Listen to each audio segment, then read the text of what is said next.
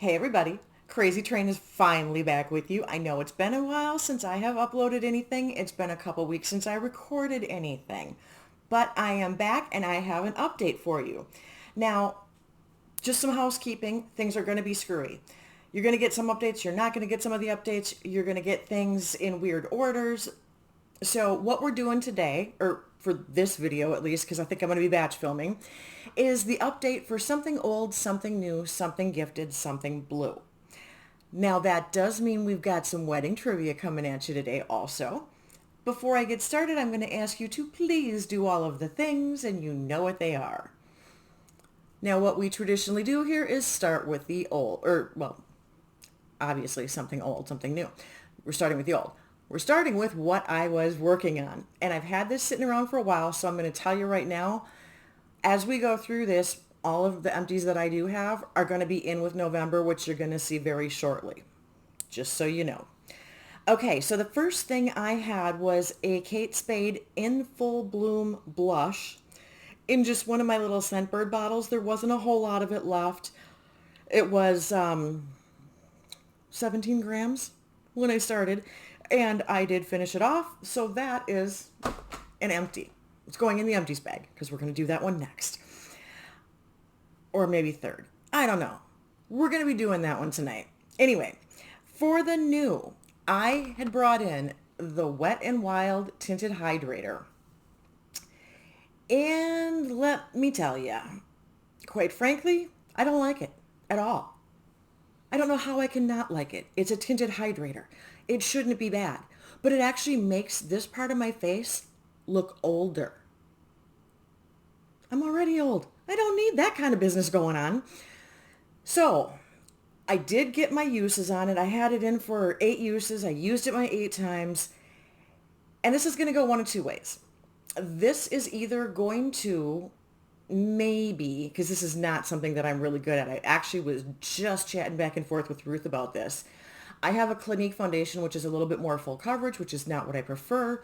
So I could maybe mix some of this in and thin it out. But there's a really good chance it's just going to go to Cousin Cheryl because I don't like it. So that's rolling out of the project also. For gifted, I had the Little NARS.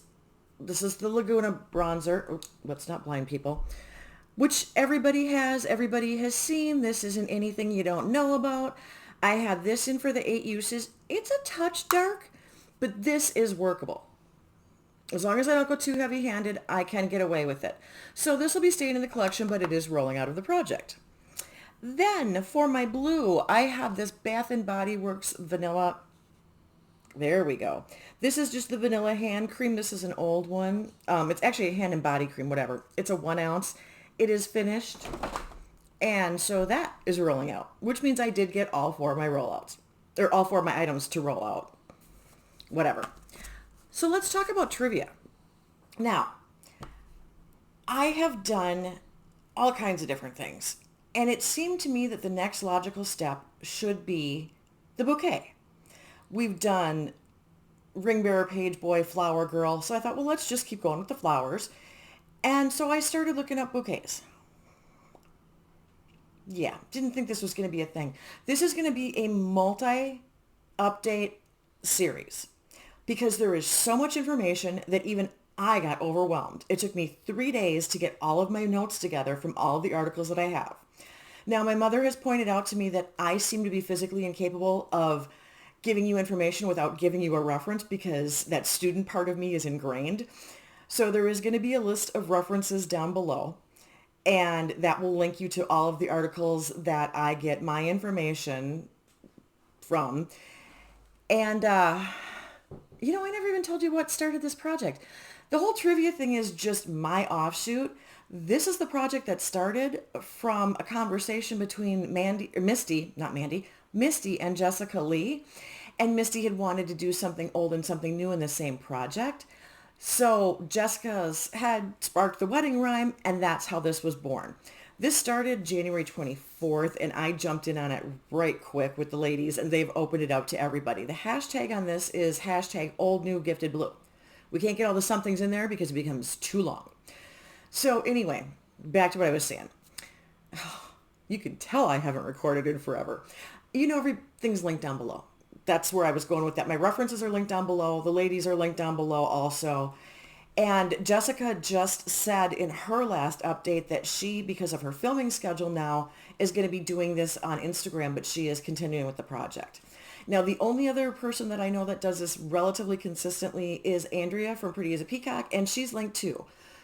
I don't know of anyone else that has continued to do this, and I know Andrea doesn't do it every month, but there you have it. I might be the only one left trying to do this every month, and I'm late, so who knows how this is going to go. But so I started looking at bouquets. I thought, well, what's the tradition of a bouquet? Where does this all come from? So what we're going to talk about today is kind of the origination. It's going to be the way back history. There's so much information and so many eras that I do have to break this up because I don't want to be here for 17 hours. This is already me rambling far too much. Okay. Now, we know that originally, way back in the day, the main purpose of marriage was ultimately for procreation. You want to continue the line, you're doing alliances, whatever it may be, but the whole point of it is to have children. And now, way, way back in the day, we also have another component here that does kind of play in throughout some of this history. It was a standard belief in multiple gods and goddesses. And these gods and goddesses needed to be appeased. And the best way to do that was with a gift. So that's a tie-in for what the original idea of the wedding bouquet is or came from or how it started. Or I keep ending my sentences with prepositions and that's just wrong. Anyway, so from what I could find, dating from 800 to 500 BCE, basically what the brides were carrying were sheaves of wheat and they were hand tied. Now, a lot of times these were embellished with other things. They had grains, they had branches of like fruit trees or fruiting trees is what they're called, or nut trees. Anything that symbolized abundance, because abundance then also was fertility. So there's a direct tie there with that. Now, in addition to what they carried, the brides wore caplets of indigenous flowers. Depending on where they were and what the flowers were, that's what they wore. Now, it is said that both brides and grooms may have worn blossom circlets or wreaths of greenery and different things in addition to what the bride carried down. Now, one of the cool facts that I found from this era, this is the only time I've heard this from in this way before, is that in the procession or recessional, as they were leaving after they were married, the guests would often scatter petals before the bride and groom, and they crushed them as they walked, and the guests would do this to the new home. And I thought that's a kind of cool tradition. Now we've talked about the bride having the flower girl throwing flowers for her to go to the church. This is the guest doing it as the couple leaves the church to their new home as they're starting their new life. So let's talk a little bit about Rome to begin with. Now we have greenery and blooms woven into garlands and crowns. Now I'm not sure exactly now I've got the exact wording on these. It was a caplet versus a crown. Not sure exactly, and I'm assuming it's a stylistic thing. Basically, they had flowers on their heads. And with this, in Rome in particular, those crowns were scented with roses and orange blossoms. Orange blossoms are going to show up repeatedly throughout ancient history here. Now, additionally, what they used with their sheaves or with the greenery, the wreath, the crown, whatever, they were using thyme, basil, and marjoram. Those were some of the herbs that they used. Now, obviously, wheat, because wheat is something that is plentiful and it's to appease the gods for a good harvest, and that's the part that ties back into fertility. Now, one of the other things that they did was they added dill because dill is an aphrodisiac. Now, all of these things that I'm talking about are edible, and aside from the flowers, but all of the greens, the fruit and nut trees, what those bore was something you could eat. All of these herbs are edible. Now, they also had thistle and rosemary for protection, and then ivy plays a big part because ivy symbolizes either a strong bond or an unbreakable bond for the marriage itself is what it was supposed to be symbolic of, is an unbreakable marriage, of strength and love, if that was a factor at that point. And then they also included garlic. Now, at this point, garlic was to ward off evil spirits. I think we've touched on that a little bit before. Greece is very similar. Here, the brides and grooms wore floral garlands, and which with theirs, they included olive branches. Olive oil, grease, olive branch. Yeah, you get the idea. Now, the reason that the olive branches were included was to honor Hera. And Hera is the goddess of marriage and fertility. In particular with Greece, they went with scented white flowers. This is where the orange blossoms are coming back in, okay? And that is supposed to have stood for sweetness and happiness. Now, many of the herbs that they carried were to ward off the bad luck. Thistle thyme, heather, basil for protection. But rosemary was for loyalty. Now with this one, I found a reference about the attendants. So like the bridesmaids, they also wore garlands of hyacinth in their hair. And that's a very specific thing. And that I only found one reference to that. That is to honor Ceres. I think that's how it's pronounced. Ceres. I could be wrong on that. I'm not familiar with all of my ancient gods and goddesses. But she was the goddess of agriculture. So the attendants honored her as opposed to what the bride was wearing. So then we're hitting up new goddesses, apparently. Okay, let's move on to Egypt. Now, in Egypt, marriage is a very simple civil arrangement. Okay, so with this, we have archaeological confirmation on a lot of these. They confirm that the brides carried thyme and garlic, and the idea there is to ward off the evil. But Egypt is particular for the lotus flower. That is something that they revered quite highly, and it comes into play with the culture in general. This one, I actually found a reference saying that a papyrus poem from 1100 BCE references love and lotus blossom. So this is the first time we're specifically bringing in something to reference love. Otherwise, a lot of it is more of an arranged thing. This is the first thing that is specifically wishing the couple love, or, I mean, you kind of want them to get along, but this is the first one that is love specific that I found. Now, the fun thing about the Egyptians is that the brides gave bundles of herbs to the bridesmaids as a sign of love and respect for her friends or family members, whoever was in the bridal party. But that is the first mention that I have found of the bride giving a gift to the bridesmaids, which is something that is still done today. You give your attendants gifts, but bridesmaids most often today carry flowers too. So it kind of plays into that too. So some of those traditions, when I get more into that research, I think they're going to stem from this Egyptian reference. Now, that's all of the really far back antiquity. Let's move to the Middle Ages. So we've got the 5th through the 15th century is what I was finding information on. They continued the tradition of herbs, grain, and wheat. And they still had floral garlands for the bride and the groom. And there's a myth. This was a disproven thing. But some of it's disproven, some of it's not. Okay. So the idea was that bathing was more of a luxury. It wasn't convenient. It wasn't something that was done every day. The part that was proven to be a fallacy is that people only bathed once a year.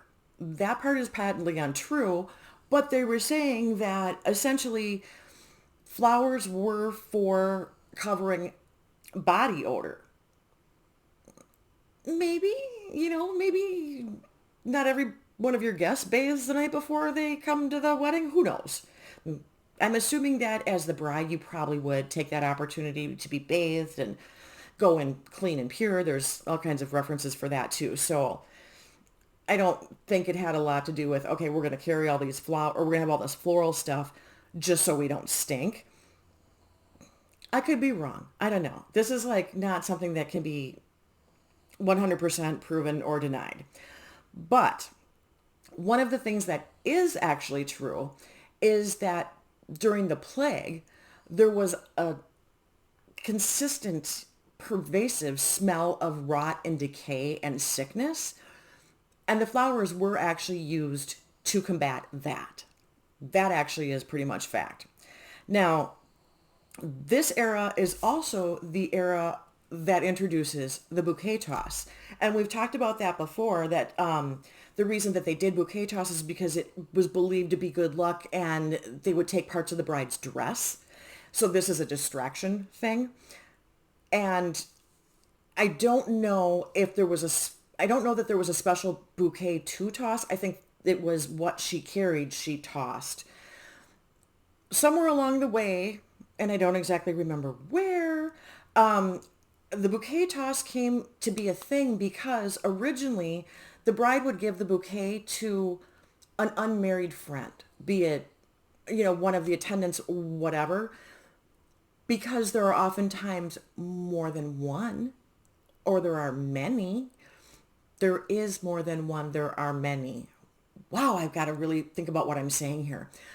They started gathering all of the unmarried women together and tossing the bouquet then, instead of selecting just one person. Just as an FYI. That is where I'm stopping with wedding trivia for this episode, this update, this whatever. I don't even know what to call what I do. Let's get back to the project, shall we? This time I am going to be bringing in, for my old, I have this little tiny bit left here of the Marc Jacobs. This is which one is this one? This one is Daisy Oh So Fresh. So I'm going to put this in as my old to finish. I am blowing through these, you guys. I have got a bunch of these Scentbird things, and a lot of them have half or less. This is the perfect place for me to run through these things. I am trying to move them along because I have full-size perfumes I want to get to. So for the new, I have got this one. This is the e.l.f. Can you see that? This is the e.l.f. Holy Hydration Daily Cleanser. I have tried this before. I do really like this. This is a 1.01 ounce bottle. So I did mark it on the side. Hopefully I will get through all of this before you get the next update, because this is the only update you're getting this month. So you're not going to get another one from me until January, just so you know. All right. So then for gifted, I got this cute little baby bottle of the Urban Decay All Nighter. This is a 1/2 ounce bottle. So this is going to go into completion for my gifted. And then for the blue, because that e.l.f. thing was a set, here's the other piece, which, am I leaking? I might be leaking. This one is the Holy Hydration Keep Your Balance Toner. And I marked the side of this one too, so you can kind of see where we're starting. And that's going to go into finish. So that is the update for Old, New, Gifted, and Blue. Thank you so much for letting me be scattered and playing along with me while I did this. I hope you enjoyed it. And until next time, see ya. Bye.